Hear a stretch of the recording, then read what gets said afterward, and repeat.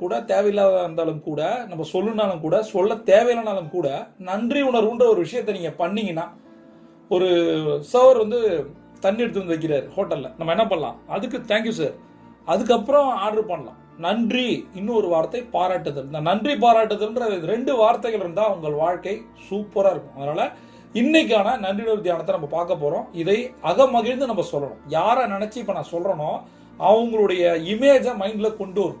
சரியா? சப்பனங்கால் போட்டு கால்களை அகல விரித்து உட்கார்ந்து நான் யார் பேரெல்லாம் சொல்றேனோ அவங்களை மனதிற்குள்ள கொண்டு வரணும். எந்த அளவுக்கு நன்றி உணர்வோட நீங்க நன்றி உணர்வு தியானத்தை பண்றீங்களோ, கடமைக்கு பண்ணக்கூடாது.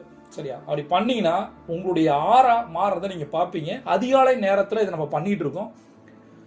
4 to 4 இதை நம்ம பண்ணும்போது என்ன ஆகுதுன்னா, நம்மளோட மைண்ட் ஆரா பாடி ஆரா மாறுது. அதனால தயவு செய்து இந்த நன்றி உணர்வு தியானத்தை தொடர்ந்து 90 நாள் பண்ணி பாருங்க, உங்கள் வாழ்க்கை மாறும்.